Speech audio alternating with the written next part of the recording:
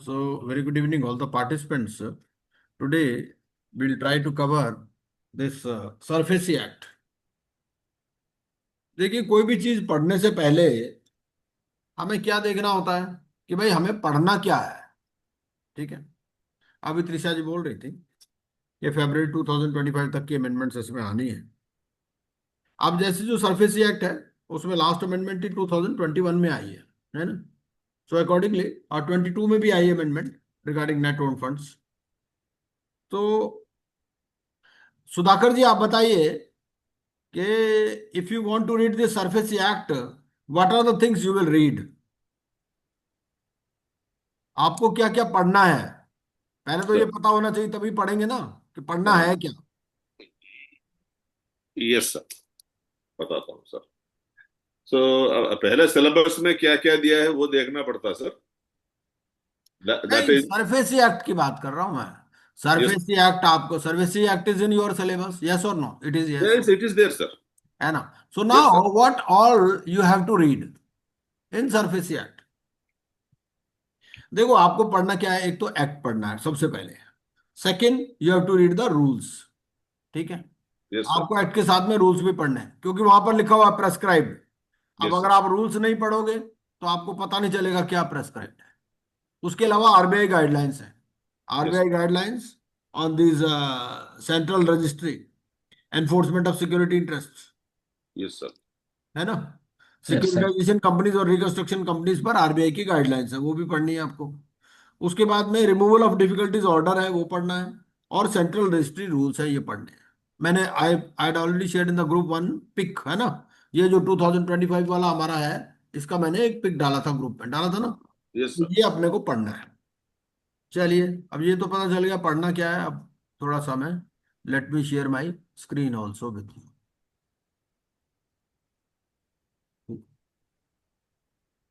So I hope my screen is visible. Just a minute. Yes sir. So here, but another related law is this recovery of debts and dues from banks and financial institutions, RDB Act. RDB Act is also in our syllabus. Although we will be covering basically SURFACE Act only today, and RDB Act we will do some other time. But let us understand the mechanics. Actually, both these statutes they throw an insight on the recovery of money due from defaulters to the banks and financial institutions. Because SURFACE is basically a procedural law, and the implementing act is the RDB Act. So even if an action has to be taken under SURFACE, the methodology is given in RDB Act. As we know, even before establishment of these tribunals, this RDB Act came in 1993 and SURFACE Act came in 2002.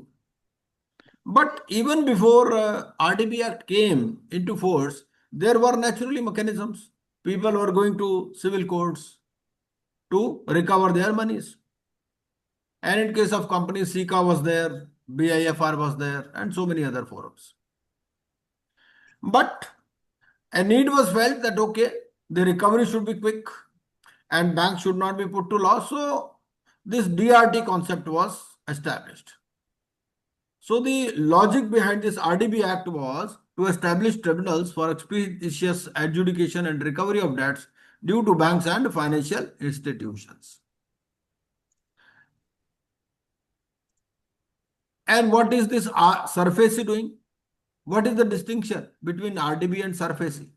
The main point here is actually it deals only with secured loans, SURFACE. If it is an unsecured loan, then you cannot invoke the provisions of SURFACE Act. This RDB Act is for all types of creditors, whether or not they are secured or unsecured. But only secured creditors can take refuge under SURFACE. Another important point regarding SURFACE is that SURFACE Act bypasses the intervention of the courts. So the borrower cannot take any stay order, because what was the impediment in recovery? That borrowers were taking stay orders from courts. But in this SURFACE Act, it bypasses the intervention of the courts for expeditious recovery of dues of banks and financial institutions, which is public money of which they are custodian. This RDB Act is adjudicating in nature, and surface is executory in nature.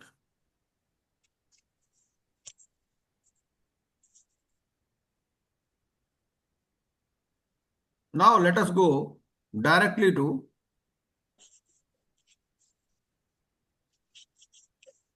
surface. So what surface says? And if we read the act, it says it came into force on 21st day of June.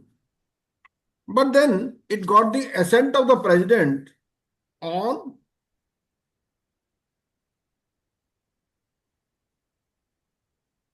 17th December 2002. Date नहीं पूछता है, छोड़ दो. So what was the reason? Anybody? It is coming into force on 21st of June 2002 and it got the assent of the president on 17th December 2002. Because you might remember. Ordinance. Right. So this act was introduced by way of an ordinance. Oh. And the background was that there was a problem in US. Lehman Brothers case was there. So lot of defaults came and our government also became apprehensive that immediately they should do some immediate measure. So as a result of this immediate measure, this law came. And it is one of the laws, even prior to this Article 370 was abolished, that it was made applicable to the whole of India. And there is a case law also that which says that it equally applies to the state of Jammu and Kashmir. But as of now, that is not of much relevance. But prior to this abolition of Article 370, this was an important. So it was introduced by way of an ordinance. Now, there are three things basically in this act. Number one, the role of asset reconstruction companies. Second, the role of central registry. And third, the executory mechanism. But first of all, let us understand how this act operates. So this is the figure, this is the image which says that how this act operates. So there is a concept of lender or originator. This originator and borrower or obliger. The terminology used in the act is originator and obliger. So what is the term originator? What does it say? Originator, if you see the definition, it says owner of a financial asset which is acquired by a asset reconstruction company for the purpose of securitization or asset reconstruction. So originator means the banker. In a layman's language, you can say that originator is the lender or the banker who owns the financial asset. And who is this obliger? Because sometimes they set a question on this, that originator means this and obliger means this. So these two are very important terms and you must remember these two terms, originator and obliger. Obliger, what is an obliger? Obliger means a person liable to the originator, whether under a contract or otherwise, to pay a financial asset or to discharge any obligation in respect of a financial asset, whether existing, future, conditional or contingent, and includes the borrower. So basically, obliger means the borrower and originator means the banker, lender, or the person who has to get the money. This is the basic concept which you must remember.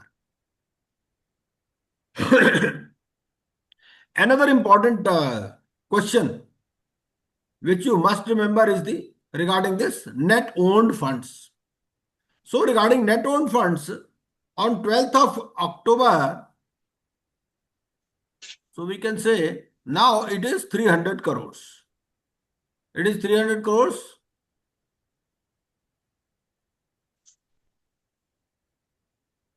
By virtue of notification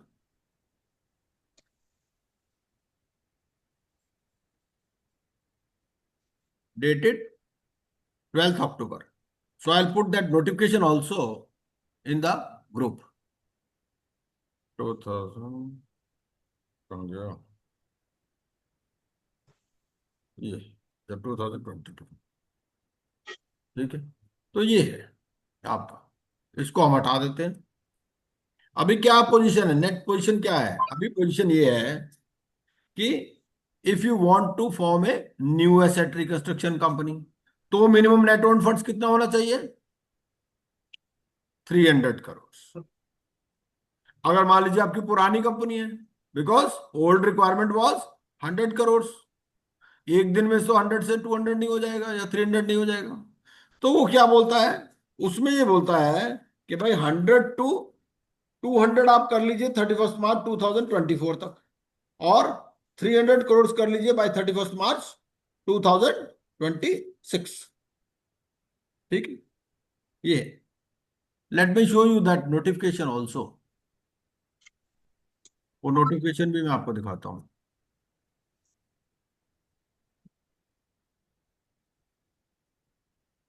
this is the notification. ठीक है, अब ये notification क्या बोलता है? ये asset reconstruction companies के बारे में पूरा डिटेल देता है, और यहां दे दिया ये डिटेल, बाकी तो चीजें हैं ही, but I show the relevant point.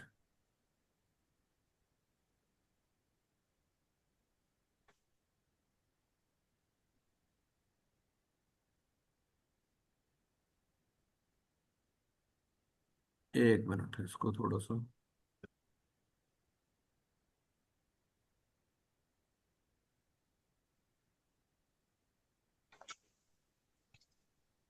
ये point number 10।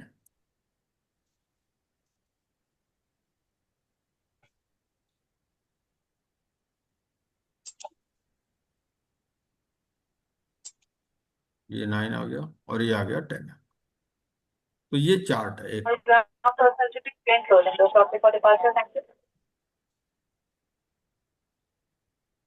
So this is the minimum net worth funds requirement, है ना?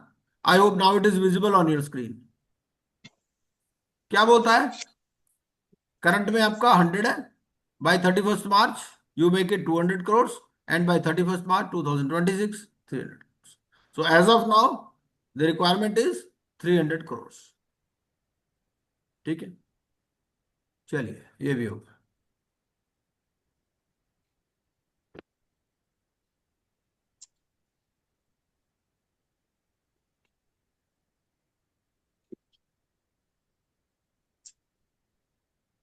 एक मिनट,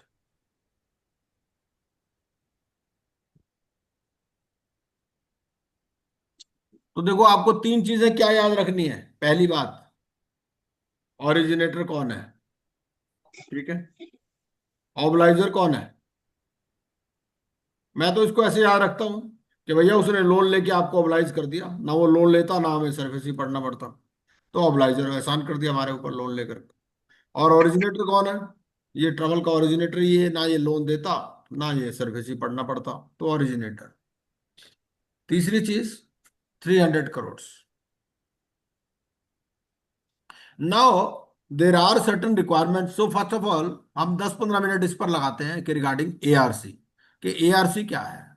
इसमें देखिए तीन ही चीजें हैं पूरे एक्ट में। पहली बात क्या है, एआरसी का मैनेजमेंट कैसे होगा। सेकंड, एग्जीक्यूशन कैसे होगा सरफेसी एक्ट का। और तीसरी बात, सेंट्रल रजिस्ट्री की रिक्वायरमेंट्स। तो हम लोग इस पिक्चर पर थे पहले। So you are seeing this picture. ये पिक्चर क्या कहती है? ये कहती है कि how the money flow goes. ठीक है, सबसे पहले on the one side is the borrower and on the other side is the lender. So what the lender is giving the financial assistance. The word loan has not been used in the act. The word financial assistance has been used. And what the borrower is giving is security. In case he doesn't give any security, in case it is an unsecured loan, then SARFAESI Act does not come into picture. Okay? It is only made for secured loans, not unsecured loans. Now, suppose the borrower doesn't pay. He has taken the money from the bank, but he doesn't pay. Now what the banker will do? Because the main function of banks is to get deposits and give it as a loan. This is the mechanism by way of which banks are operating. So bankers as such are not equipped to take over the possession in case the borrower doesn't pay. Okay? So there is a mechanism of asset reconstruction companies. So what these asset reconstruction companies do? They will take over the management. They will take over the assets. There could be different types of assets. Movable, immovable, and they will give some money to the banker. Now there is a latest notification that simply on payment of 15%, the ARCs can take over the assets and balance they can pay later. अब asset reconstruction company ने क्या किया? Asset reconstruction company का net own funds की requirement क्यों है? इसीलिए है ना कि भाई कंपनी ऐसी होनी चाहिए जिसके पास पैसे भी तो हो ना. तो नेट ओन फंड्स अगर आपके 300 करोड़ तो मिनिमम रिक्वायरमेंट. ठीक है, क्यों रखी है? बैंक के अगर एसेट्स बाई करने हैं तो बैंकर को कुछ पैसा तो देना पड़ेगा. उसके बाद में अब इसके पास पैसा कहां से आएगा? एसेट रिकंस्ट्रक्शन कंपनी के पास. So they will issue security receipts to the qualified buyers. Earlier the concept was qualified institutional buyers, but now the concept is qualified buyers. The word institutional has been replaced. It has been omitted.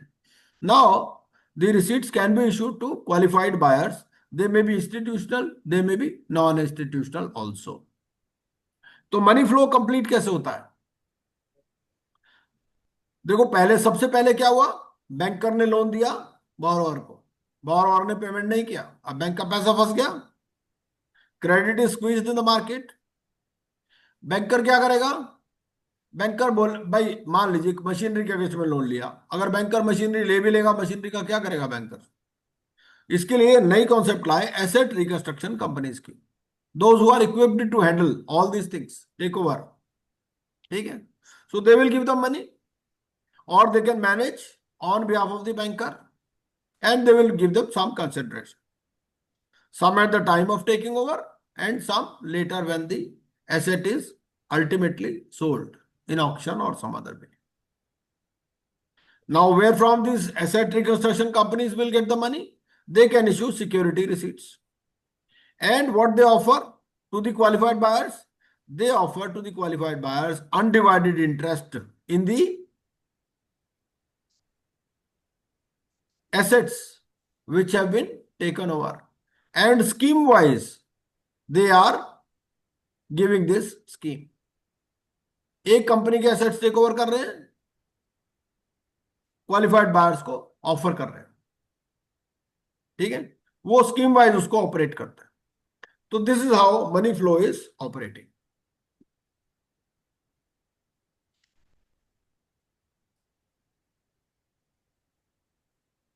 Sir, I have a small doubt, sir. Yes, yes.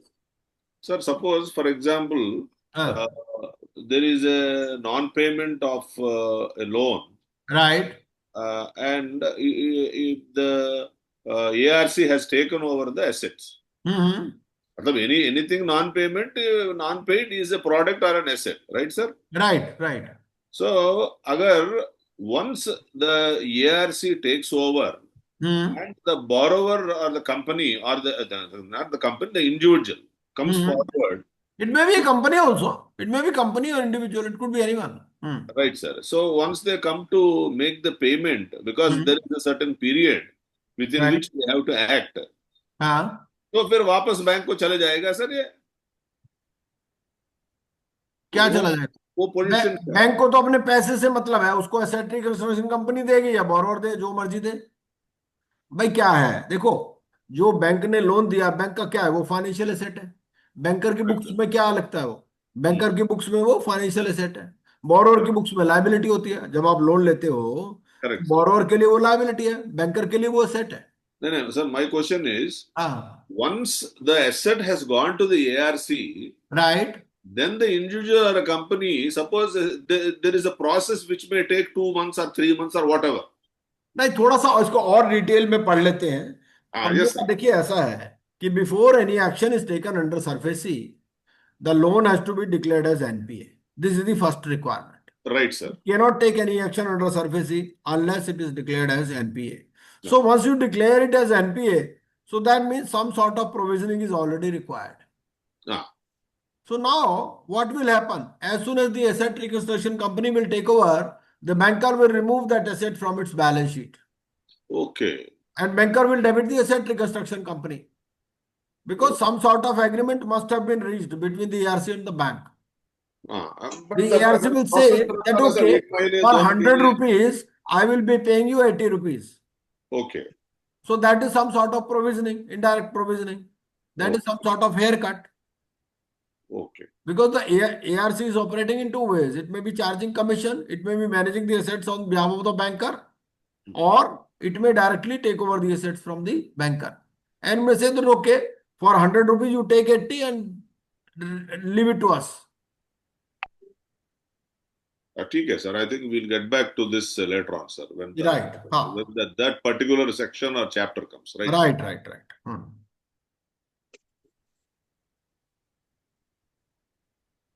So asset reconstruction. What is the meaning of asset reconstruction?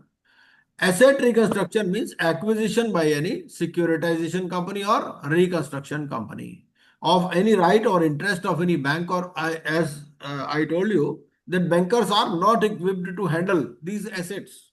है ना? Because they are giving loan against security of various types of assets. So that is why this role of ARC is coming. So asset reconstruction means acquisition by any securitization company or reconstruction company of any right or interest of any bank or financial institution in any financial assistance for the purpose of realization of such financial assistance. And financial assistance means the loan or advance granted, or any debenture or bond subscribed, or any guarantees given, or letters of credit established, or any other credit facility extended by any bank or financial institution. Now, what is the purpose? What is the purpose of acquisition by securitization company or reconstruction company? They realize the assets and not to stay invested by becoming shareholders of the company. Okay? However, it has the right to take over the management of the business subject to RBI guidelines. So they may take over the management of the company also. So such realized amount should be held and applied towards redemption of investments and payment of returns assured to the qualified buyers. So asset reconstruction company means a company registered with RBI under section 3 for the purpose of carrying on the business of asset reconstruction or securitization, or it is not a banking company, although it is regulated by RBI. Such company cannot carry out any other business other than securitization or reconstruction. Another related point comes here, whether this asset reconstruction company is a public financial institution. So what is your view on this? Yes, sir. I think. Yes. So it is a public financial institution. And it has been clearly said here in the Act itself. So financial institution. If we read the definition of financial institution, it says public financial institution within the meaning of section 4A of the Companies Act. Then any institution specified under RDB Act, International Finance Corporation, debenture trustee registered with the board and appointed for secured debt securities, asset reconstruction company, whether acting as such or managing a trust. They could create a trust also. You have seen the concept of real estate investment trusts. Any other institution or non-banking financial company as defined in clause F, which the central government may by notification specify as financial institution. Now, who is the borrower? Borrower means any person who has been granted financial assistance by any bank or financial institution, or who has given any guarantee or created any mortgage or pledge as security for the financial assistance. So this is the meaning of borrower, and includes a person who becomes borrower of a securitization company or reconstruction company consequent upon acquisition by it of any rights or interest of any bank और financial institution. तो ये securitisation company क्या है? Second marriage है। Original husband कौन है? Banker. बाद में कौन चला गया? बाद में कौन बन गया हस्बैंड? सिक्योरिटाइजेशन। बोरोवर सेम है, ठीक है, वाइफ सेम है, हस्बैंड चेंज हो रहा है। Default means, understanding, default means non payment of any debt or any other amount payable by the borrower to any secured creditor, because actually they have covered in the definition of secured creditor both the banker as well as the ARC. So non-payment of any debt or any other amount payable by the borrower to any secured creditor, consequent upon which the account of such borrower is classified as NPA.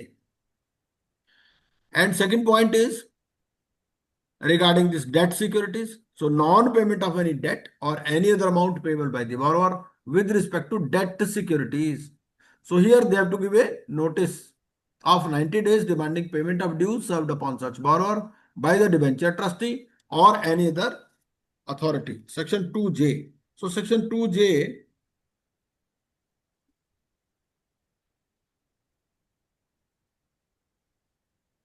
hmm, 2J says so. ठीक है, or any other authority in whose favor security interest is created for the benefit of holders of such debt securities. Now, classification for calling default. Default के लिए क्या classification conditions होनी चाहिए? पहला, debt और any other amount, the amount due should be in the nature of debt. Second, secured creditor and unsecured creditor doesn't have recourse to this act. सिर्फ secured creditor ही action ले सकता है. Then classification of NPA. Stress the set which is yet to be classified as NPA cannot be resolved through this act. So सबसे पहले क्या कहता है? आप NPA डिक्लेयर करो, उसके बाद में सरफेसी में एक्शन ले सकते हो. For non-payment there are prudential norms for declaring an asset as NPA, है ना? आरबीआई की डायरेक्शन है, आरबीआई के प्रूडेंशियल नॉर्म्स है जिसके हिसाब से एनपीए कब डिक्लेयर होता है. For non-payment of debentures or bonds to be called default, a notice of 90 days is a prerequisite by the debenture trustee or beneficiary of the security. ठीक है, दो तरह का डेट होगा. नॉर्मल लोन है, एनपी डिक्लेयर करो, action लो. अगर debenture या बॉन्ड्स की शेप में है तो फिर 90 डेज का नोटिस दीजिए and then you can take action. Debt क्या है? Debt shall have the meaning assigned to it in clause G of section 2. Unpaid portion of the purchase price, any right. Financial asset. Financial asset क्या है? Financial asset means debt or receivables and includes a claim to any debt or receivables, any debt or receivables, mortgage, any right, any beneficial interest. ठीक है, तो सबसे पहली बात यह है, ये क्या कहता है कि an asset which is not a financial asset cannot be securitized, acquired or transferred under this act. ये हमारे को ध्यान में रखना. कौन सा एसेट होना चाहिए? Financial asset.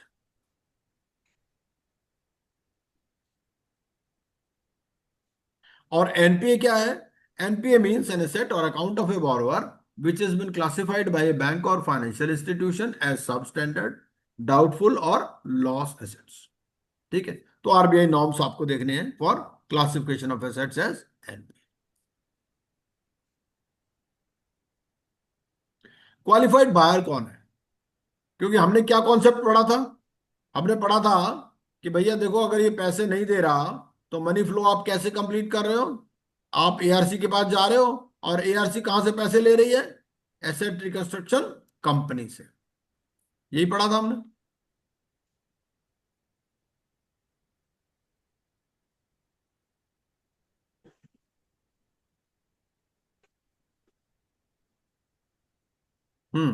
तो क्वालिफाइड बायर कौन है?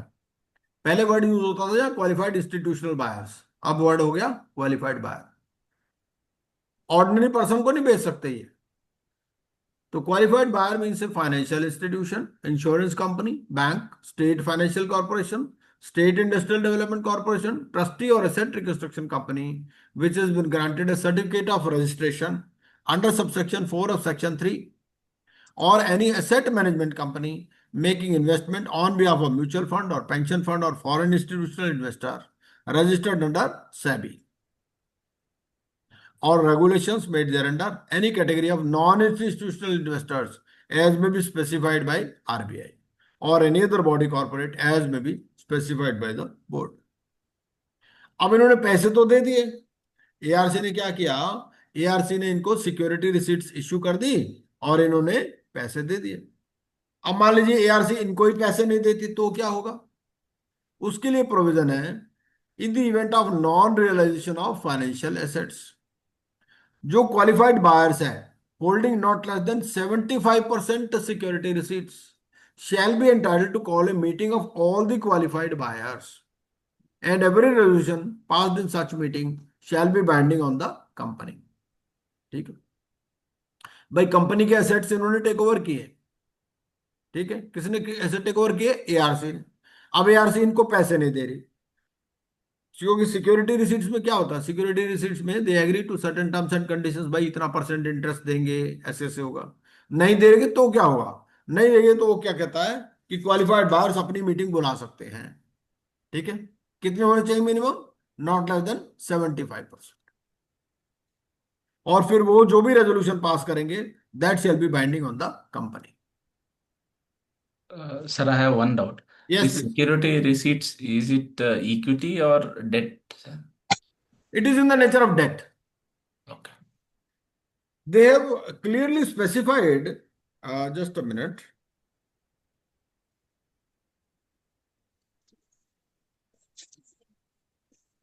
There are two things which we must remember. One is the concept of securitization. So securitization says issue of security receipts representing undivided interest in such financial asset or otherwise. Number one.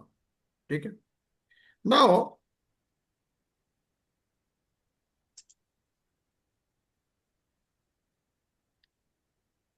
एक point और है इसमें, security receipt. Security receipt क्या है, ZZ। Security receipt means a receipt or other security issued by asset reconstruction company to any qualified buyer pursuant to a scheme evidencing the purchase or acquisition by the holder thereof of an undivided right, title or interest in the financial asset involved in securitization।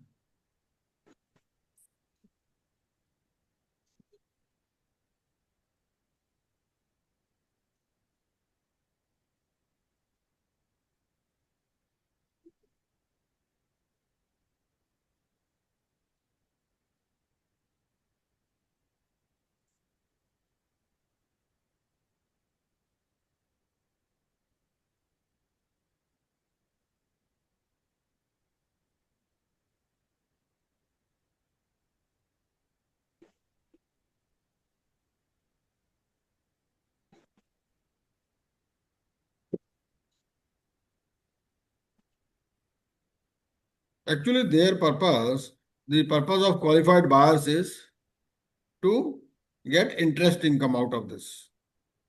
So it is basically in the nature of debt securities, not equity.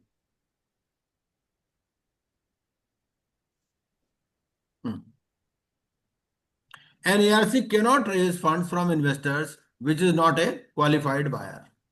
ठीक है, तो securitisation means acquisition of financial assets by an asset reconstruction company from any originator, originator means the banker, है ना, whether by raising of funds by such ARC from qualified buyers.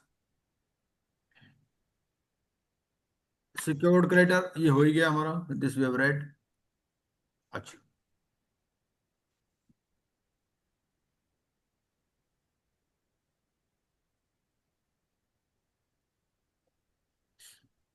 ये जो debenture trustee है, debenture trustee में also act as ARC. ठीक है, asset reconstruction company के पास भी जा सकता है और डिबेंचर ट्रस्टी के पास भी जा सकता है। डिबेंचर ट्रस्टी भी कौन होते हैं, debenture trustees are those which are recognised by SEBI. ठीक है, if number of debenture holders is 500 और more than it is mandatory, and debenture trustee is also covered under the definition of financial institution. ठीक है, अगर हम ये section देखें, section कितना 2M में क्या, हाँ 2, section 2 subsection M, section 2M 3A क्या बोलता है, a debenture trustee financial institution means a debenture trustee registered with the board and appointed for secured debt securities. ठीक,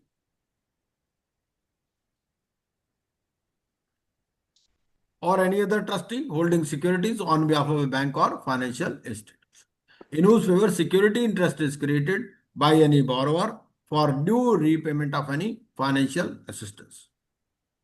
तो सिक्योर्ड क्रेडिटर में इन्होंने किसको कवर कर लिया? दोनों को कवर कर लिया। पुराना वाला हस्बैंड भी कवर कर लिया, बैंक फाइनेंशियल इंस्टीट्यूशन जिसने लोन दिया था, और नए वाला भी, डिबेंचर ट्रस्टी भी हो गया, एआरसी भी। ठीक है ना? तो सिक्योर्ड क्रेडिटर, क्योंकि भाई एक्ट की लैंग्वेज ऐसी बनाते हैं कि एक्शन लेना हो तो कोई दिक्कत ना हो। सिक्योर्ड क्रेडिटर वर्ड यूज कर लिया, सिक्योर्ड क्रेडिटर में दोनों कवर हो गए, जिसने ओरिजिनल लोन दिया था वो भी हो गया, और एआरसी या डिबेंचर ट्रस्टी भी कवर हो गए।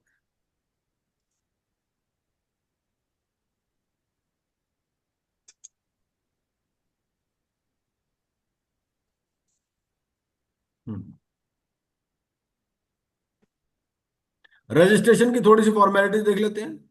रजिस्ट्रेशन में कितना है आपका? आज की डेट में 300 करोड़ है। मैंने आपको नोटिफिकेशन भी दिखाया 12 अक्टूबर 2022 का। कंडीशंस क्या है भाई? All these ARCs they are regulated by RBI. थोड़ा सा क्विक क्लिक कर लेते हैं इसको, एआरसी वाला तो कोई खास बात नहीं है। तो इसमें क्या कहता है ये कि आरबीआई में for the purpose of considering granting of approval has to be satisfied. So there could be an inspection of records or books. क्या क्या कंडीशंस हैं? सबसे पहला, ARC has not incurred losses in any of the 3 preceding financial years.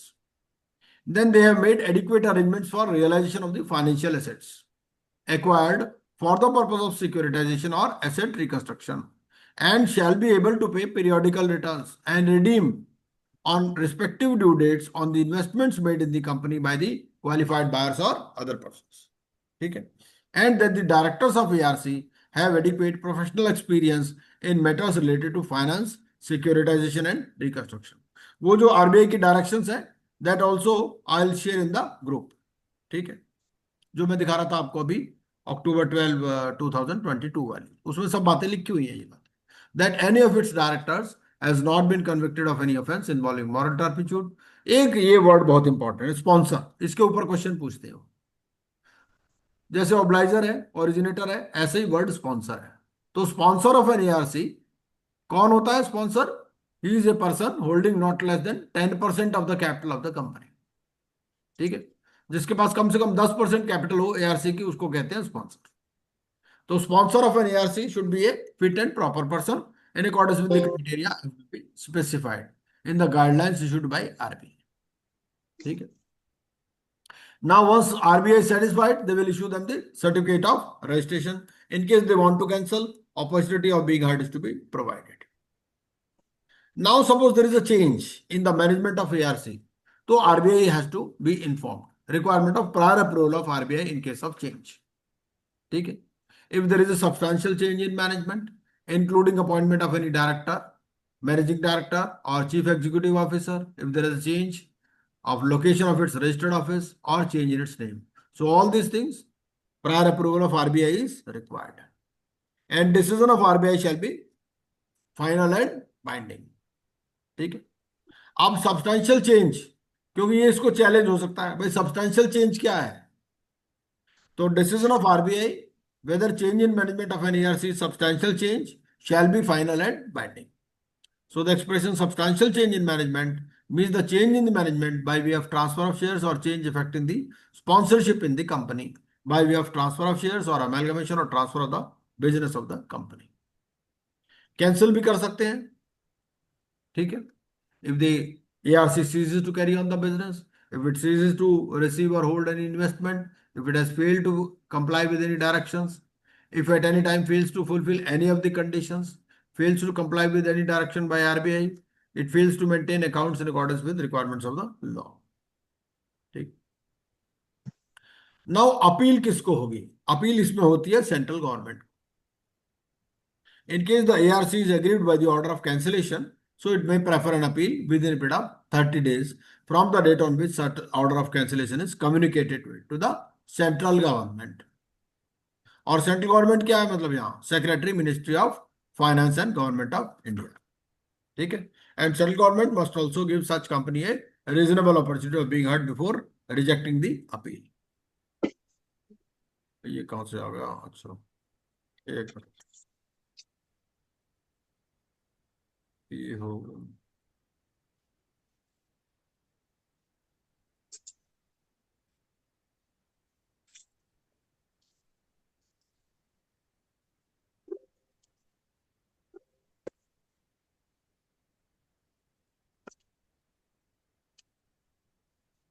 ये हो गया। Now it must be noted that an ARC which is holding investments of qualifying buyers and whose application for certificate of registration has been rejected, तो क्या होगा, जब वो it will continue to work until it repays the entire investments held by it together with interest, ठीक है। Now section 5 क्या बोलता है, एक्विजिशन ऑफ राइट्स और interest.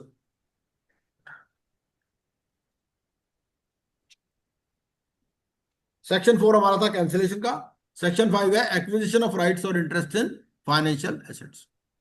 Acquiring of financial assets of any banks और फाइनेंशियल इंस्टीट्यूशन, कैसे acquire करेगा, जो आपका क्वेश्चन था प्रदीप जी, बाय इशूइंग ए डिबेंचर और बॉन्ड और एनी अदर सिक्योरिटी। भाई बैंकर से एसेट ले रही है तो उसको कुछ तो देना पड़ेगा ना, क्या देंगे उसको, डिबेंचर दे देंगे या बॉन्ड दे देंगे या any other security in the nature of debenture for consideration agreed upon between such company and the bank और फाइनेंस। भाई अपना कमीशन कमीशन काट लेगा नेचुरली, है ना। 100 रुपए का सेट है तो 100 तो देगा नहीं, पहले ही वो एनपीए अकाउंट है, बोलेगा 100 के बदले में 75 ले लो, 80 ले लो, इस तरह से वो आपस का एग्रीमेंट है।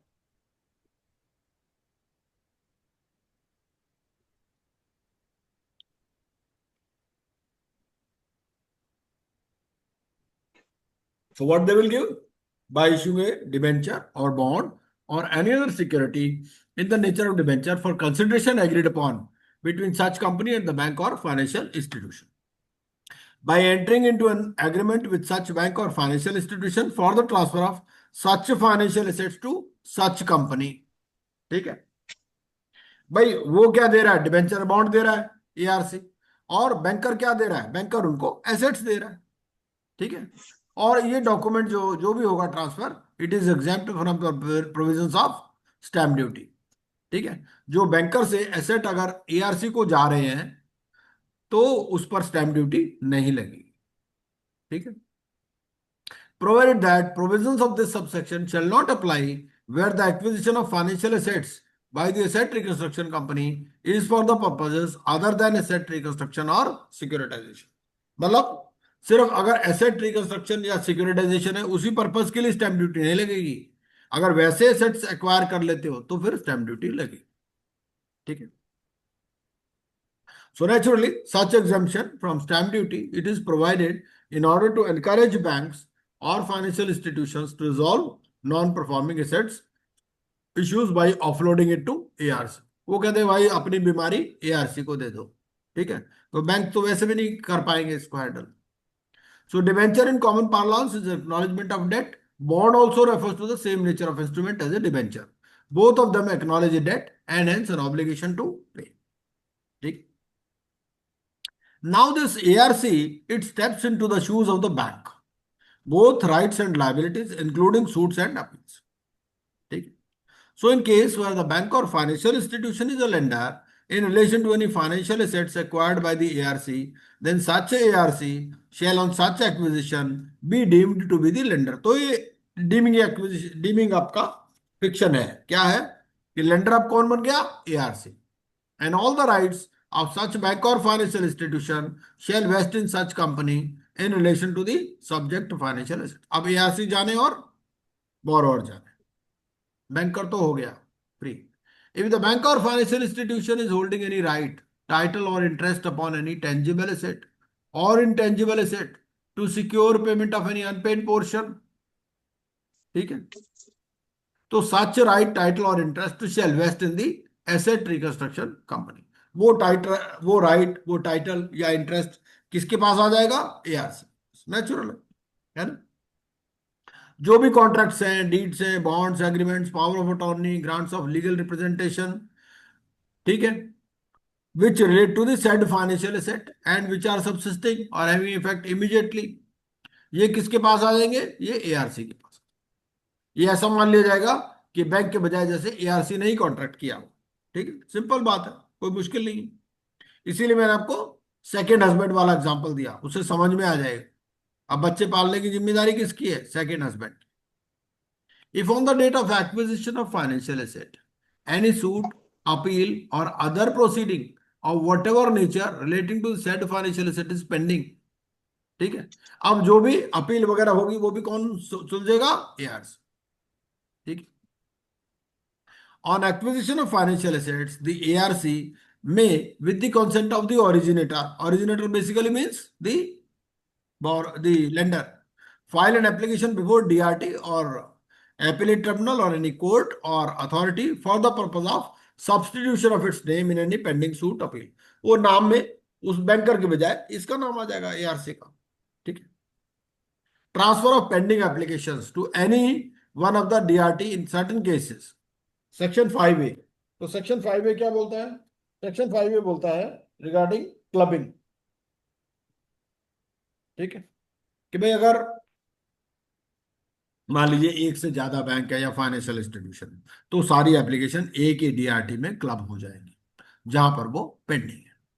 ठीक है, सिंपल सी बात है। जैसे एनसीएलटी में नहीं होता, आईबीसी में भी तो सेम ही प्रोसीजर है। On receipt of application for transfer of all pending applications, the appellate tribunal may, after giving the parties an opportunity of being heard, pass an order for transfer of the pending applications to any of the DRTs। ठीक है।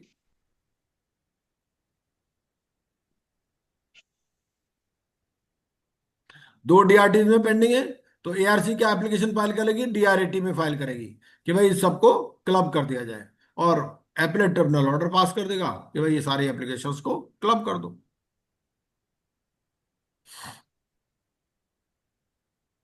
Notice to obligor and discharge of obligation of such obligor, section 6 क्या बोलता है?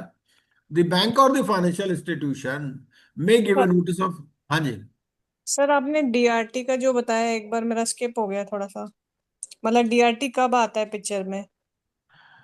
DRT तो तभी आता है जी सबसे, अभी तो आगे हम जाएंगे सेक्शन 13 में तो ज्यादा क्लैरिटी आएगी। सेक्शन 13 में क्या होता है? सबसे पहले आपको नोटिस देना है, एनपीए डिक्लेयर करना है, अकाउंट को नोटिस देना है 60 डेज का, अंडर सेक्शन 13 सबसेक्शन 2, अभी हम पढ़ेंगे। ठीक है। और फिर अगर वो उसके बाद वजूद भी पेमेंट नहीं करता, तो सेक्शन 13(4) में आप you can take possession of that property, क्योंकि सिक्योरिटी इंटरेस्ट तो ऑलरेडी क्रिएटेड है, वो प्रॉपर्टी आपके पास ऑलरेडी मॉर्टगेज्ड है ना। ये जो डीआरटी वाला जो आप यहां पर बात कर रहे थे, मेरे हिसाब से वो आप कहना चाह रहे हो अगर एक से ज्यादा डीआरटी में एप्लीकेशंस पेंडिंग है, क्योंकि डीआरटी आपके स्टेट वाइज है ना, तो वो क्या करते हैं कि सारी एप्लीकेशंस को क्लब कर देते हैं एक ही डीआरटी में, और इसके लिए एप्लीकेशन लगानी पड़ती है डीआरएटी में। Notice to obligor and discharge of obligation of such obligor, section 6 क्या बोलता है? द बैंक और financial institution may give a notice of acquisition of financial assets by any ARC to the concerned obliger and any other concerned person and to the concerned registering authority। ठीक है। The obliger shall make payment to the concerned ARC in discharge of any of the obligations in relation to the financial assets specified in the notice। ARC अब किसको notice देगी? ऑब्लाइजर को। ऑब्लाइजर कौन है? Borrower. Issue of security by raising of receipts on funds by ARC, section 7। तो section 7 क्या बोलता है?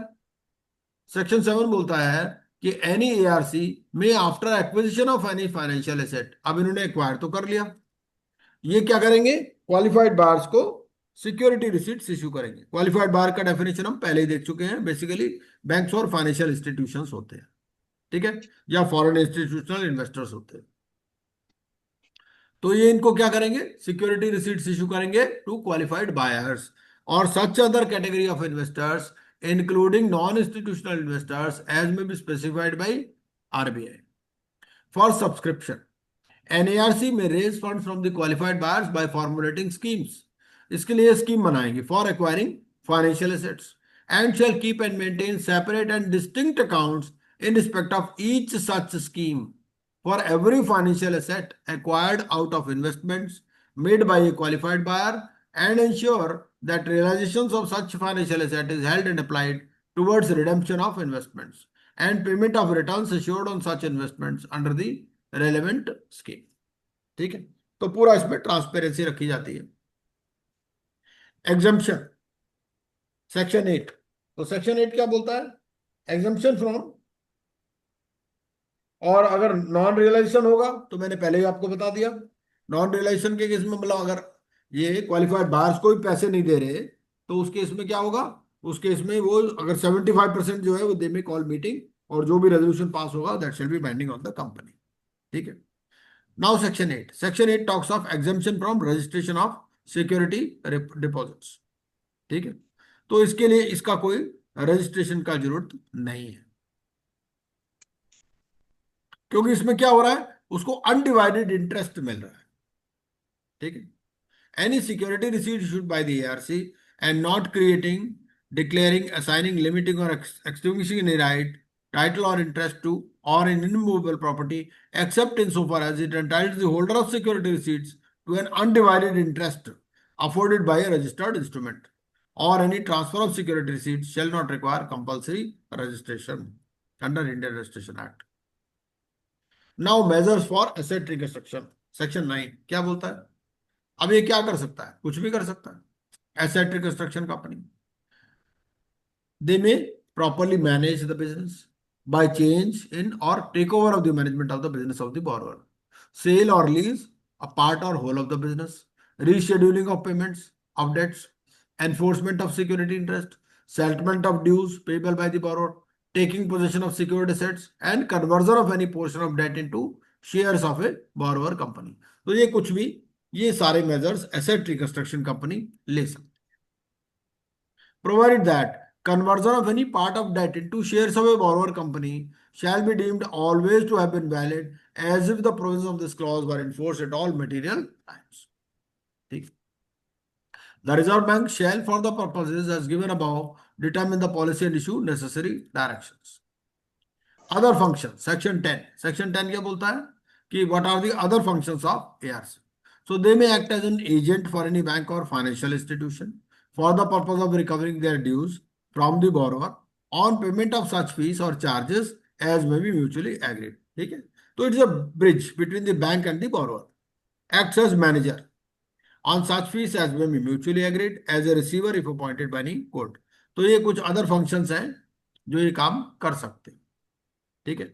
Provided that no ARC shall act as manager if acting as such gives rise to any pecuniary liability. ठीक है. और ये जितनी भी ये एआरसी है, ये सिक्योरिटाइजेशन या एसेट रिकंस्ट्रक्शन के अलावा कोई काम नहीं करेंगे. Resolution of disputes. अगर कोई डिस्प्यूट हो जाता है तो क्या होगा? ये कंपल्सरीली आर्बिट्रेशन में जाएगा, कोर्ट्स में नहीं जा सकते, क्योंकि झगड़ों को सुलझाने के लिए तो ये बनाया कॉन्सेप्ट है ना. अगर अभी दोबारा कोर्ट में चले गए फिर फायदा क्या? तो उन्होंने कहा मान लो कोई bank, financial institution, qualified buyers, asset reconstruction company के बीच में कोई डिस्प्यूट हो जाता है तो it shall be settled through arbitration and conciliation. ठीक है. So where any dispute relating to securitisation और रिकंस्ट्रक्शन और non payment of any amount due including interest arises amongst any of the parties, bank, financial institution, ARC और qualified, so it shall be settled by conciliation और arbitration. ठीक है. और ये मान लिया जाएगा कि parties have consented in writing for determination of such dispute. Section 12. Section 12 क्या बोलता है? Power of RBI to determine policy and issue directions. So RBI is the mother in law of ARC. RBI जैसा बोलेगा ARC को वैसा करना पड़ेगा. In the public interest, Reserve Bank may determine the policy and give directions to any ARC. ठीक है. और क्या क्या डायरेक्शंस दे सकता है? The type of financial asset of a bank or financial institution which can be acquired and procedure for acquisition, aggregate value of financial assets which may be acquired, fees and other charges which may be charged. तो इसके लिए कहां से ARC को direction मिलेगा? RBI से. Section 12 में बोलता है power of RBI to call for statements and information. तो नेचुरली ये कोई भी इंफॉर्मेशन एआरसी से मांग सकती है, ऑडिट और इंस्पेक्शन भी कर सकती है। और इनको लगता है कि भाई अगर ये काम कर रहे हैं which is detrimental to public interest, तो क्या करेगा, चेयरमैन को हटा सकते हैं एआरसी के या एनी डायरेक्टर, और appoint additional directors on the board, appoint any of its officers, RBI अपने ऑफिसर को अपॉइंट कर सकती है एज ऑब्जर्वर, ठीक है, लेकिन अपॉर्चुनिटी ऑफ बीइंग हर्ड दी जाएगी नेचुरली, ठीक है। चलिए, अब ये हमारा एआरसी वाला पोर्शन खत्म हो गया। अब सेकंड पोर्शन आ गया सबसे important, enforcement of security interest, ठीक है। So provisions dealing with enforcement of security interest are contained in chapter 3 of the act, comprising of section 13 to 19, enforcement of security interest. अब वो ये कहता है कि चाहे ट्रांसफर ऑफ प्रॉपर्टी एक्ट में कुछ भी लिखा हो, notwithstanding anything contained in section 69 or section 69A of the Transfer of Property Act 1882, any security interest created in favor of any secured creditor may be enforced without the intervention of the court or tribunal by such creditor in accordance with the provisions of this act। मतलब court का कोई interference नहीं रहेगा। नहीं तो पुराने laws में क्या होता था, कोर्ट में पहुंच जाते थे। अब ये कहता है अगर आपने सिक्योरिटी इंटरेस्ट क्रिएट किया हुआ है तो बैंकर सीधा एनपीए डिक्लेयर करेगा, नोटिस देगा, आप पेमेंट नहीं करते सीधा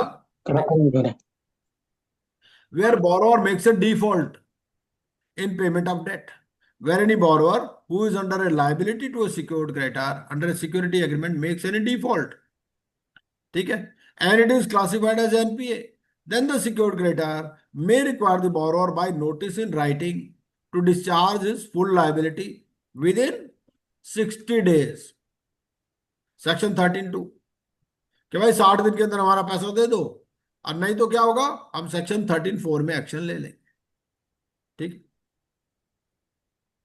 Provided that the requirement of classification of secured debt as NPA shall not apply to a borrower who has raised funds through issue of debt securities। तो ये जो एनपीए डिक्लेयर करना है डेट सिक्योरिटीज के केस में जरूरी नहीं है। तो उस केस में क्या होगा, जो डिबेंचर ट्रस्टी है it shall be entitled to enforce security interest in the same manner as provided under this section, ठीक है। मतलब उसको सिर्फ एनपीए डिक्लेयर करना जरूरी नहीं, बाकी सारी कंडीशंस वैसे ही करनी है। Notice prescribing the details of the debts. अब नोटिस में क्या क्या जाएगा, दिया हुआ, this notice shall give details of the amount payable by the borrower and the secured assets intended to be enforced in the event of non payment, procedure for service of notice prescribed in the security interest enforcement rules. अब ये आपको rules के अंदर prescribed है, ठीक है।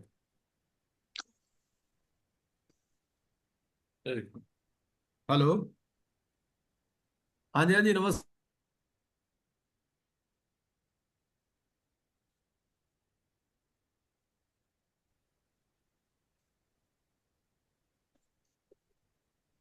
हाँ जी, तो अब हम एक बार रूल्स पर भी चले जाते हैं। रूल्स मैंने पता नहीं इसमें डाल रखे कि नहीं डाल रखे, नहीं तो मैं किताब से पढ़ देता हूँ। ये तो रजिस्ट्री हो गया।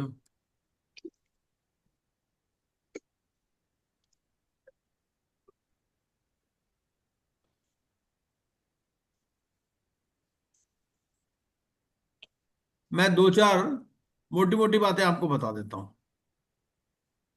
कहाँ गया,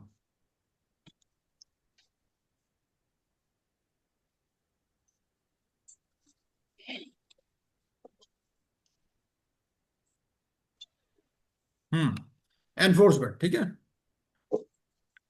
सबसे पहला पॉइंट मैंने क्या बताया कि भैया कोर्ट का कोई इंटरवेंशन नहीं होगा, चाहे ट्रांसफर ऑफ प्रॉपर्टी एक्ट में कुछ भी लिखा हो। दूसरी बात क्या बताई कि आपको एनपी डिक्लेयर करना है। एनपी डिक्लेयर किस सिचुएशन में नहीं करना है, अगर आपने डेट सिक्योरिटीज इशू की है, ठीक है, तो उस केस में डिबेंचर ट्रस्टी एनफोर्स कर सकता है।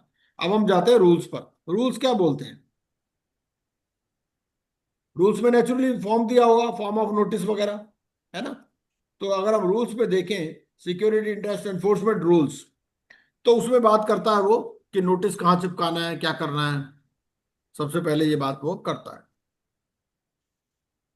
Sir, is there like IBC, is there any minimum threshold limit under surface?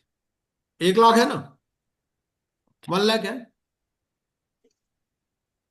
1 lakh है इसमें मिनिमम, और एग्रीकल्चरल लोन्स के लिए एप्लीकेबल नहीं है, वो होगा आगे आ जाएगा वो। Demand notice, so I am reading from the rules.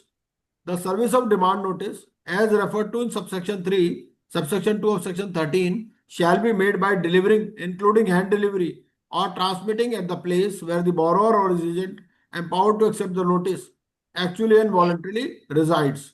कैसे देना है? by registered post with acknowledgement due, addressed to the borrower or his agent।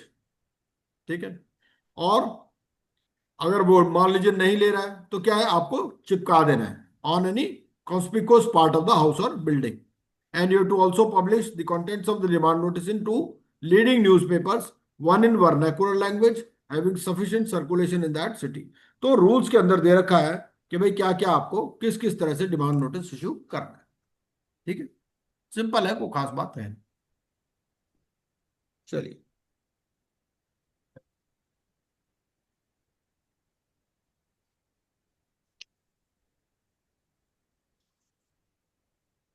Hello, हाँ मेरी ना, हाँ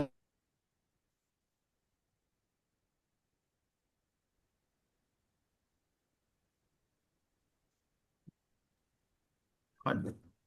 तो ये हो गया, एक मिनट।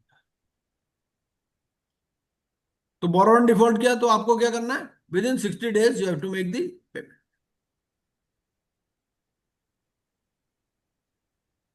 और किस केस में अप्लाई नहीं होगा? डेट सिक्योरिटीज के केस में। नोटिस के लिए आपको रूल्स पर जाना है। ऑब्जेक्शन, अगर मान लीजिए उसने कोई ऑब्जेक्शन किया,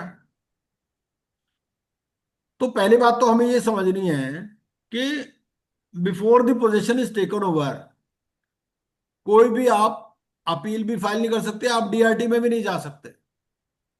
ठीक है, on the receipt of the notice the borrower makes any representation और raises any objection, the secured creditor shall consider such representation और ऑब्जेक्शन। वर्ड क्या यूज किया गया? शैल, मतलब सिक्योर्ड क्रेडिटर जो भी उसका ऑब्जेक्शन होगा या रिप्रेजेंटेशन, उसको कंसिडर करेगा, और उसको लगता है कि इट इज नॉट एक्सेप्टेबल, तो क्या करेगा? With in 15 days of receipt of such representation और ऑब्जेक्शन, तो उसको रीजंस कम्युनिकेट कर देगा कि भाई भाई आई एम नॉट एग्री। लेकिन अगर मान लो कम्युनिकेट कर दिया कि भाई ठीक है, आपने जो भी रिप्रेजेंटेशन दिया दैट इज नॉट एक्सेप्टेबल, तो फिर वो इसके अगेंस्ट में एप्लीकेशन नहीं लगा सकता, इस स्टेज पर नहीं लगा सकता। ठीक है, तो it doesn't confer any right upon the borrower to prefer an application to DRT under section 17 और कोर्ट ऑफ डिस्ट्रिक्ट जज under section 17A which is applicable to JNK। Now borrower fails to discharge his liability, अगर borrower ने पैसे नहीं दिए तो क्या होगा? वो सिक्योर्ड क्रेडिटर ये एक्शन ले सकता। अब सिक्योर्ड क्रेडिटर की डेफिनेशन में हमने क्या पढ़ा? दोनों आ गए, बैंकर भी आ गए और ARC.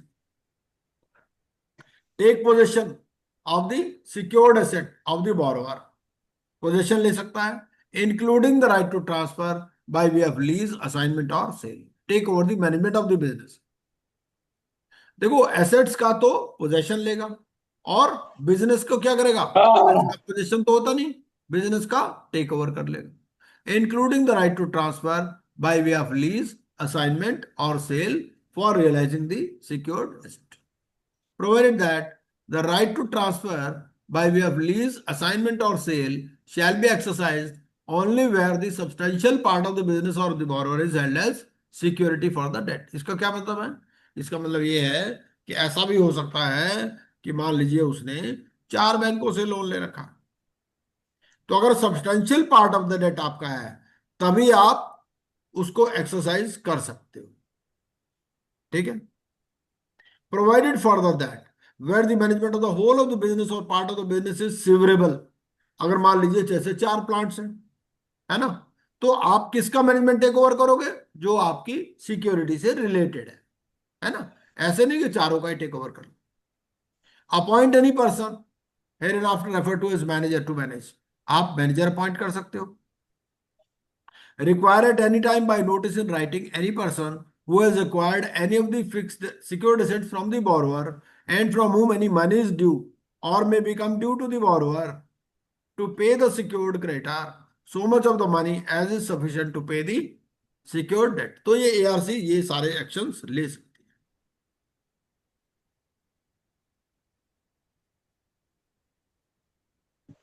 Modes of enforcement: you take possession, you take over the management, appointment as manager, demand notice to the person who has acquired the securities, discharge from payment. और अगर आपने इनको पेमेंट कर दिया जो कि 54D में मेंशन्ड है, to the secured creditor shall give such person a valid discharge as if he has made payment to the borrower. Now right with respect to the immovable property, मतलब क्या है, अगर किसी ने बोरोवर को पैसा देना था, अब वो क्या कर रहा है, बोरोवर को पैसा नहीं देके किसको दे रहा है, एआरसी को, तो ये वैलिड डिस्चार्ज माना जाएगा. ठीक है. Right with respect to immovable property, where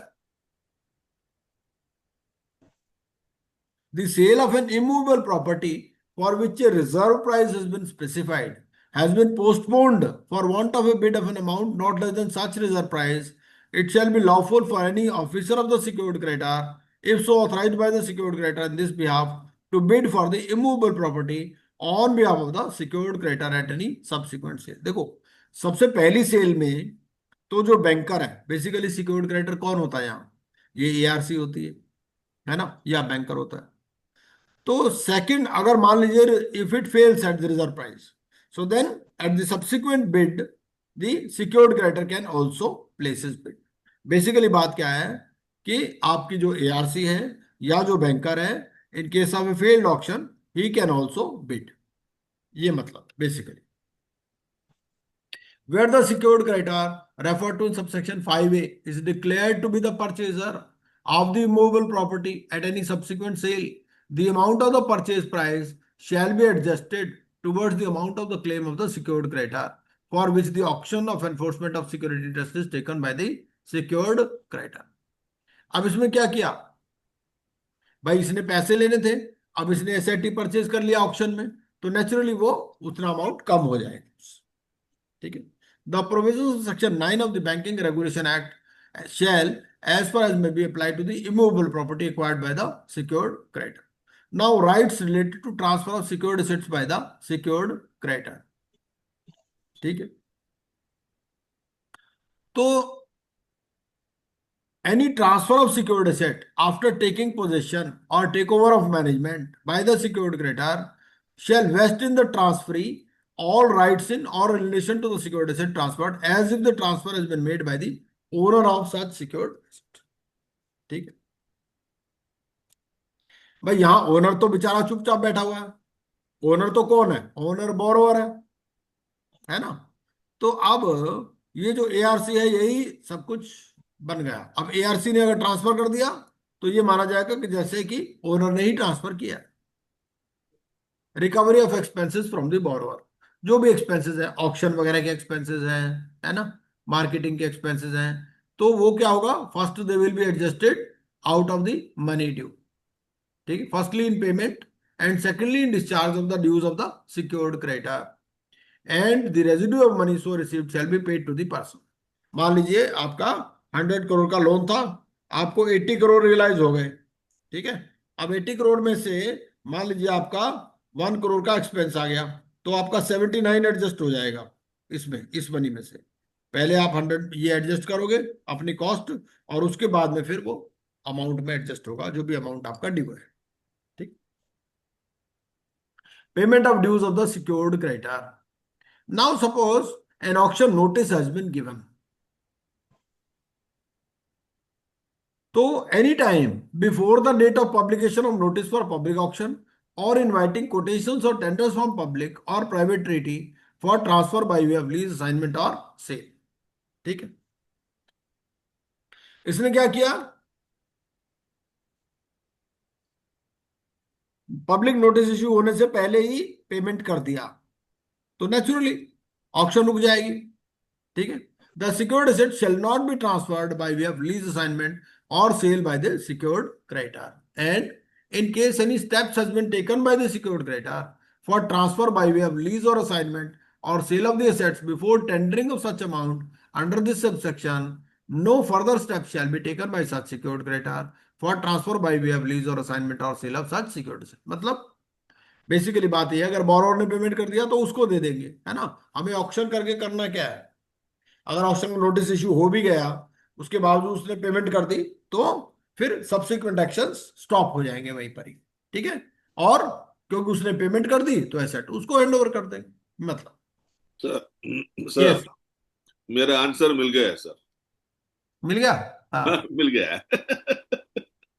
एक और इंपॉर्टेंट पॉइंट, ज्वाइंट फाइनेंसिंग, जिस पर सवाल पूछते हैं एग्जाम में, many times this question has been asked कि भाई ज्वाइंट लैंडिंग है तो उसके इसमें क्या होगा। एक ही लाइन है, ये मैंने क्या किया, वन लाइनर में दे दिया है, भाई पूरा रामायण पढ़ने की जरूरत नहीं, आप ये जितना रेड में मार्क लिखा हुआ ना इतना पढ़ लो, बस समझ में आ जाएगा। 60% और more should agree for action, ठीक है, in case of joint finance. In case of liquidation, distribution as per section 326 of the companies act. 4 banker ने फाइनेंस किया हुआ 25 करोड़, 100 करोड़ से, तो 60% इन वैल्यू, वैल्यू है ये, ठीक है, if they should agree for this action. अगर 60% एग्री नहीं करते तो एक्शन नहीं होगा, ठीक। No transfer of secured assets by the borrower, तो consent of the secured creditor is necessary for transfer in case of receipt of notice. आपको 13(2) का नोटिस मिल गया, उसके बाद में you can transfer. No borrower shall after receipt of notice transfer by way of sale, lease और otherwise other than in the ordinary course of his business any of his secured assets without prior written consent of the secured creditor. Now, chief metropolitan magistrate or district magistrate to assist the secured creditor in taking possession of secured asset. एक गाना था ना, aunty police बुला लेगी party नहीं चलेगी, तो वही है, आंटी पुलिस बुला लेगी। The secured creditor may, for the purpose of taking possession or control of secured asset, so they may ask the CMM और DM अगर कोई प्रॉब्लम आ रही है तो, और इनको एक एफिडेविट देना पड़ता है। जब ये CMM या DM को अप्रोच करेंगे तो एक एफिडेविट देना पड़ता है कि सारी जो भी कंडीशंस हैं हमारी सरफेस एक्ट वाली वो हमने पूरी कर रखी है, हमने नोटिस दिया है, ये किया वो किया, we are allowed to take action, ये सब चीज। तो 30 डेज का टाइम है इनके पास, और फिर 30 डेज और भी मांग सकते हैं चीफ मजिस्ट्रेट, मेट्रोपॉलिटन मजिस्ट्रेट या डिस्ट्रिक्ट में। कई बार वो लोग बिजी होते हैं, है ना, तो he will record reasons in writing and they may pass the order with in such further period but not exceeding aggregate 60 days. क्योंकि सर हाँ जी। यहाँ रेवेन्यू रिकवरी एक्ट भी इन्वोक होता ना sir, revenue recovery act invoke होता sir. भाई देखो ऐसा है, यहां हमें सरफेसी के हिसाब से चल, सरफेसी में क्या है बेसिकली, वो क्या कह रहा है, वो he is seeking help in taking possession या कंट्रोल। भाई देखो क्या होता है, कई बार ना वहां पर लेबर इश्यूज हो जाते हैं। राइट सर, राइट भाई बैंकर मान लीजिए गया, अब बैंकर को वर्कर, वो जो कंपनी के डायरेक्टर है वो वर्कर को भड़का देंगे, भाई इनका सिर फोड़ दो। Yes sir, understood sir, thank you. तो अब वो क्या करेगा, वो CMM के थ्रू या डिस्ट्रिक्ट मजिस्ट्रेट के थ्रू जाएगा, वो पुलिस भेजेगा, बेसिकली यही होता है। इसीलिए लिख दिया ना, आंटी पुलिस बुला लेगी, बस वो। Manner and effect of take over of management, क्या होगा, अब आपने टेक ओवर कर लिया तो उसका क्या मतलब है, बाय ARC और बैंक बाय अपॉइंटिंग डायरेक्टर और एन एडमिनिस्ट्रेटर। भाई बैंकर, ये ARC क्या करेगी या बैंक क्या करेगा, अपने डायरेक्टर को अपॉइंट कर देगा, या अगर कंपनी है तो डायरेक्टर हो जाएगा, और अदर देन कंपनी है तो एडमिनिस्ट्रेटर हो जाएगा, है ना, ये मतलब भाई इतनी सी बात है। Appointment of persons by secured creditor, so where the benefit of business of a borrower is taken over by an ARC or by secured creditor, the secured creditor may by publishing a notice in a newspaper in case the borrower is a company to be the director, तो वहां पर appoint कर देगा, और in other case to be administrator. ये हमारा section 15 on publication notice. जब ये नोटिस पब्लिश हो गया तो क्या होगा? They are deemed to have vacated their office. ठीक है। When any contract of management shall be deemed to be terminated. अगर मान लीजिए कोई भी कॉन्ट्रैक्ट है of management between the borrower and any director और manager there are holding office as such immediately before publication of the notice shall be deemed to be terminated. ठीक है। अब ये जो डायरेक्टर है या जो एडमिनिस्ट्रेटर जो अपॉइंट किया एआरसी ने, ये क्या आएगा? इसके पास कस्टडी या कंट्रोल आ जाएगा। So they shall take into their custody or under control all the property, effects and actionable claims to which the business of the borrower is or appears to be entitled, and all the property and effects. ठीक है? From the date of publication of the above notice. Exercise of the powers of the person so appointed for the borrower. तो क्या है? ये dimming fiction है for directors और administrators.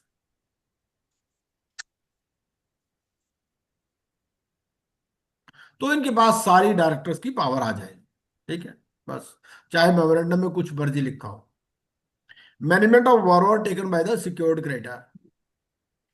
अब borrower के बिजनेस को कौन मैनेज कर रहा है? Secured creditor. तो क्या शेयर होल्डर्स अपनी कोई रेजोल्यूशन पास कर सकते हैं जो पुराने वाले शेयर होल्डर हैं? The answer is no. ठीक है। So where the management of business of a borrower being a company is taken over the secured creditor, then notwithstanding anything contained such borrower in the said act or in the memorandum or articles, it shall not be lawful for the shareholders of such company or any other person to nominate or appoint any person to be a director of the company. तो वो appoint नहीं कर सकते directors को। No resolution pass shall be given effect to unless approved by the secured creditor. अगर वो share holders कोई resolution भी पास कर देते हैं तो वो भी इफेक्टिव नहीं होगी unless it is approved by the secured creditor. No proceeding for winding up of such company or for the appointment of a receiver in respect thereof shall lie in any court except with the consent of the secured creditor. ठीक है। Now obligation of secured creditor. Now what is the obligation? Now they have taken over the possession. So अगर मान लीजिए उसने पूरा payment कर दिया, तो रिस्टोर कर दो मैनेजमेंट। भाई इन्होंने कस्टडी एंड कंट्रोल ले लिया ना, इन्होंने अपने डायरेक्टर बिठा दिए उस कंपनी में, है ना। या अगर अदर देन कंपनी को मान लो प्रोप्राइटरशिप बिजनेस है, कोई पार्टनरशिप है, तो वहां पर एडमिनिस्ट्रेटर की कॉन्सेप्ट आती है। ठीक है। The secured creditor is under obligation to restore the management of the business of the borrower on realisation of his debt in full in case of take over of the management of the business of a borrower by such secured creditor. ठीक है। लेकिन कई बार क्या होता है कि ये जो सिक्योर्ड क्रेडिटर है ये क्या करते हैं?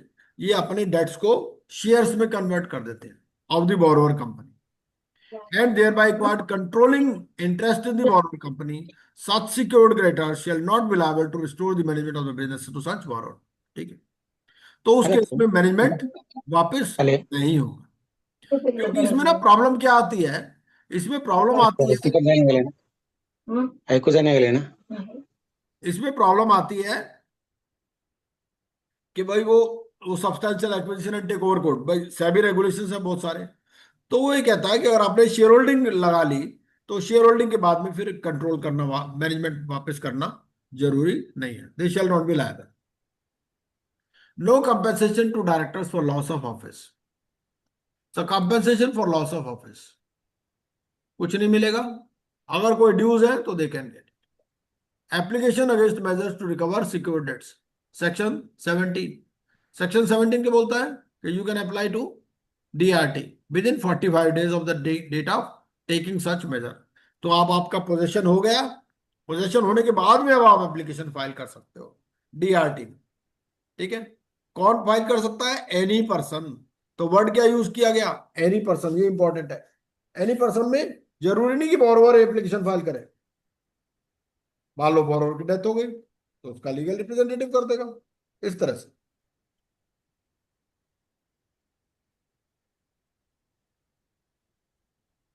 Section 17 application. ठीक है। तो any person including borrower agreed by any of the measures taken in section 13(4) taken by the secured creditor or his authorized officer may make an application along with such fees as may be prescribed। तो ये हमारे को फिर rules के अंदर fees दे रखी है कि कितनी कितनी फीस आपको देनी है, वो अमाउंट के ऊपर डिपेंड है कि अमाउंट ड्यू कितना है, उसके हिसाब से फीस है कि पर लाख शायद 500 है, इस तरह से कुछ फीस है ना, वो आपको रेगुलेशंस में, रूल्स में मिल जाएगी। अगर लेस देन 10 lakhs है तो आपकी है 500 फॉर एवरी 1 लाख और पार्ट दे रहा हो, वो आपको ये रूल नंबर 13 में मिल जाएगा, फीस फॉर एप्लीकेशन। ठीक, और कितने दिन में आपने एप्लीकेशन लगानी है? 45 days।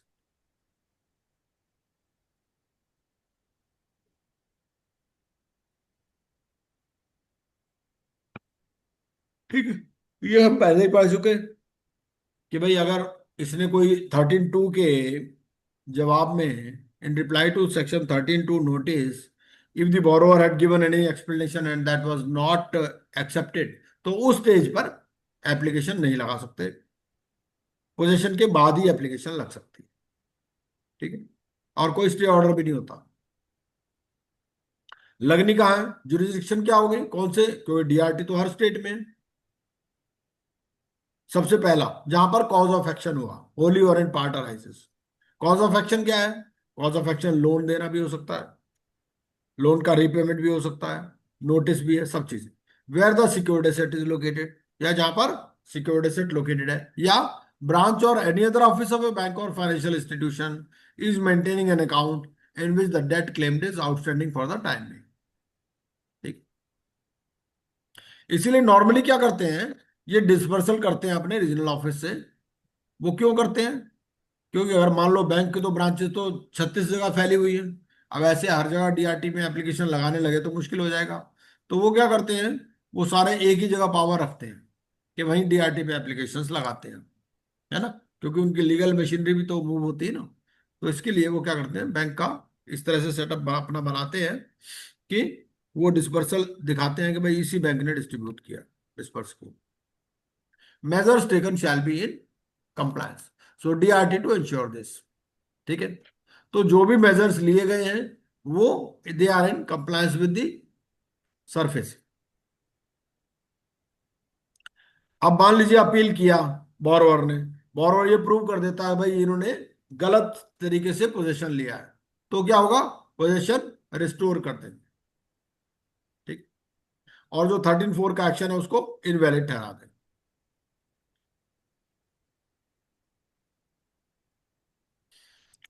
अब होता क्या है कि if the debt recovery tribunal declares the recourse taken by a secured creditor under subsection 4 of section 13 is in accordance with the provisions of this act and the rules made thereunder, then notwithstanding anything contained in any other law for the time being, the secured creditor shall be entitled to take recourse to one or more of the measures specified under subsection 4 of section 13 to recover his secured debt। इसको example से समझाया है। पहला क्या है, any person in application under subsection 1 claims any tenancy और leasehold rights upon the secured asset. मतलब क्या, कई बार बोरोवर क्या करता है, बोरोवर किराएदार बिठा देता है अपनी प्रॉपर्टी में कि उसको भी उलझाने के लिए मामले को। तो उसका जवाब यहां दिया गया है, वो क्या कहता है कि एप्लीकेशन में ये है कि भाई कोई हमारे पास तो टेनेंसी राइट्स हैं या लीज होल्ड राइट है उस सिक्योर्ड एसेट पे।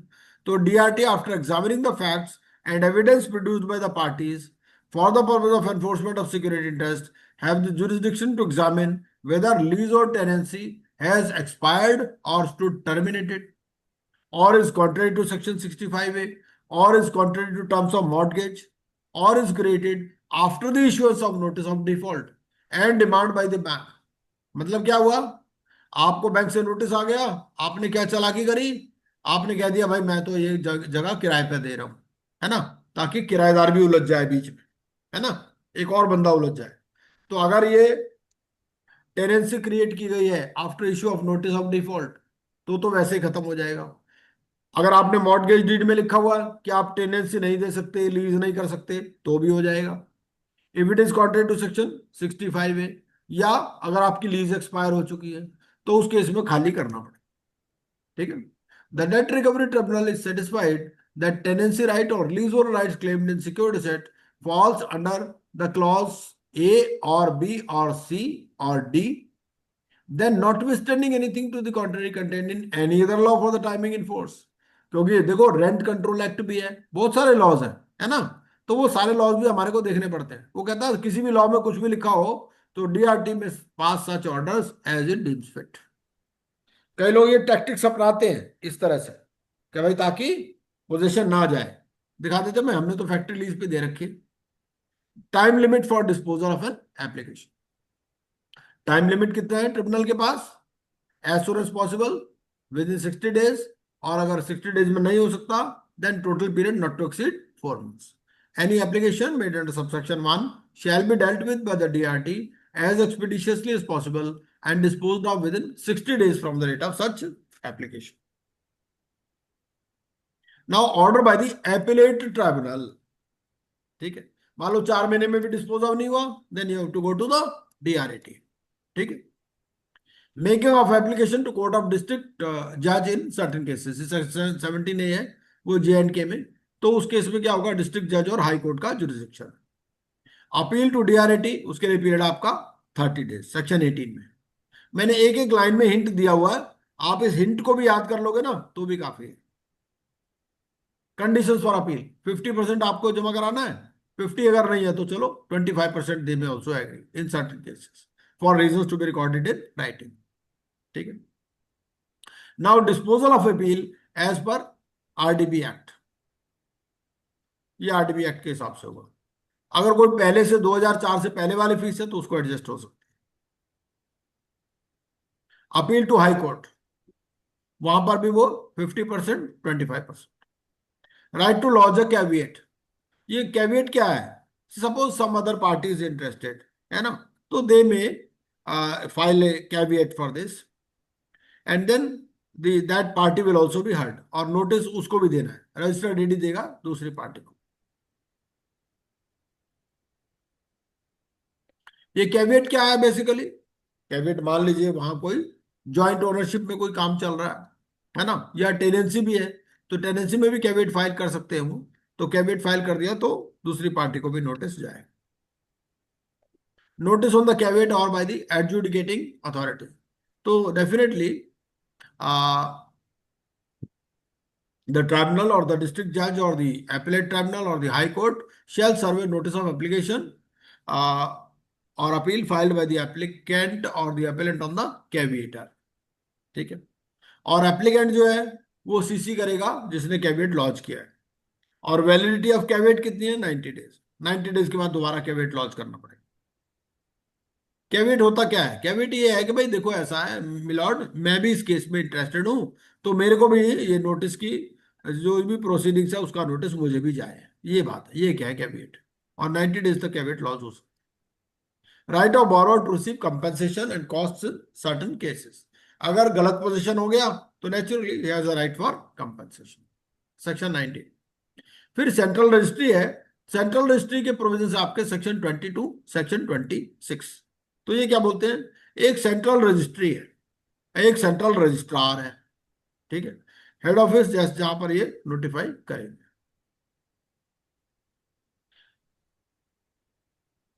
सबसे पहली बात तो ये है, अगर आपने कोई भी एक्शन सरफेसी में लेना है तो आपका एसेट जो है सेंट्रल रजिस्ट्री में रजिस्टर होना चाहिए. ठीक है.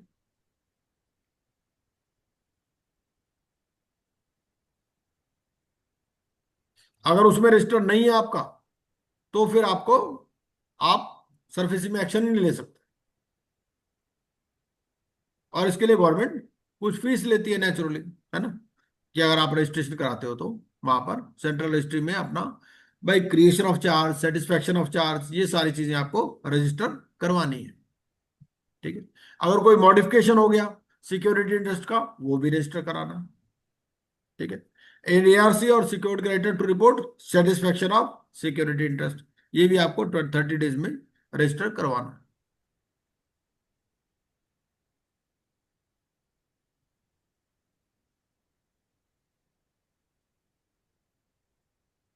Registration by secured creditor and other secured creditor. ठीक है.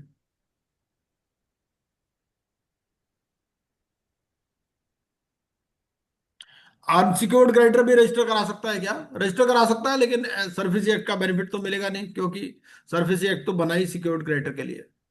अगर कोई अटैचमेंट ऑर्डर आ गया तो you have to register the particulars of that attachment order also. ठीक है, suppose you got some claim in the attachment order, so then order की copy you have to file. Effect of registration, अगर आपने registration करा दिया तो ये क्या है? It is deemed to constitute a public notice. Any registration of transactions of creation, modification or satisfaction of security interest by a secured creditor or other creditor or filing of attachment orders shall be deemed to constitute a public notice। ठीक है, तो अगर आपकी transaction registered है तो that will get benefit over any subsequent transfer also. ठीक है, right of enforcement of securities, no registration no enforcement. आपने रजिस्टर नहीं कराया सेंट्रल रजिस्ट्री में, आप एक्शन ही नहीं ले सकते।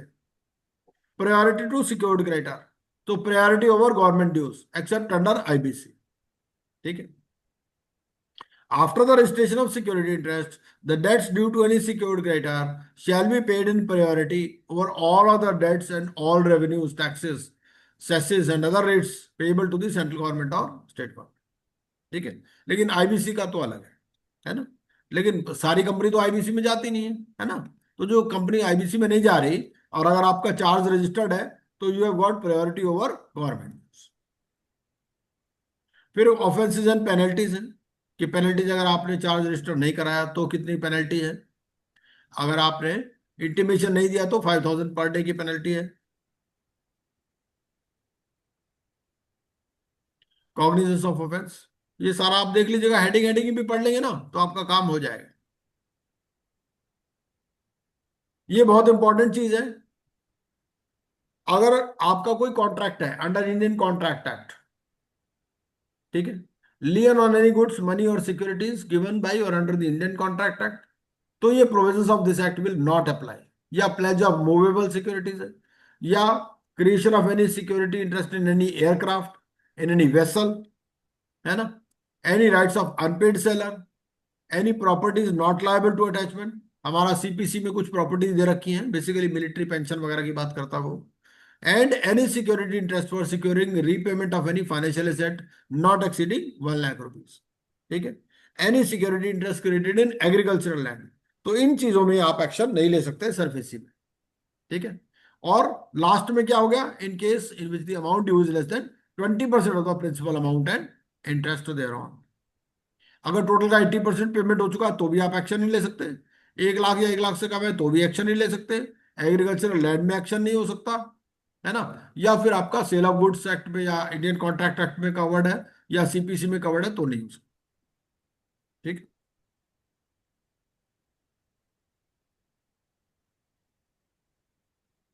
Offences by companies, civil code not to have any jurisdiction, तो कोर्ट का कोई जुरिस्डिक्शन नहीं। Limitation act will apply and application of other laws is not bar. Power of central government to make rules, फिर ये आपके rules आ गए। ठीक है, ये ऑथराइज्ड ऑफिसर आ गया। प्रोसीजर ये देखो, ये दे रखा है मैंने यहाँ, है ना। तो ये कैसे कैसे डिमांड नोटिस देना मोटा मोटा मैंने कवर कर लिया है, तो थोड़ा सा पढ़ लेंगे।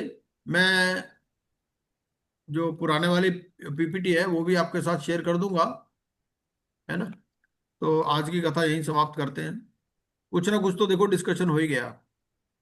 मेन बात आपको क्या करनी है, आपको देखो ज्यादा नहीं भी समझ में आ रहा ना तो 4-5 चीजें तो जरूर याद कर लो। पहली, ऑब्लाइजर कौन है, ओरिजिनेटर कौन है, स्पॉन्सर का क्या है ना, not less then 10% of the capital.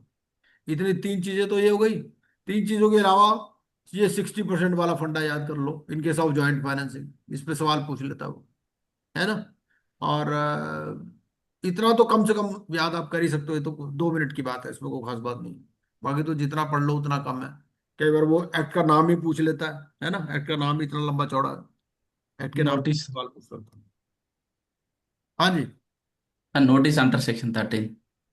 हाँ हाँ, नोटिस वो पीरियड पूछ सकता है कि notice first of all you have to declare it as NPA, और कौन से सिचुएशन में आपको एनपीए डिक्लेयर नहीं करना, अगर वो डेट सिक्योरिटी से है ना। नोटिस पीरियड 60 डेज का है आपका, after that you can take over. If you have any questions you can ask.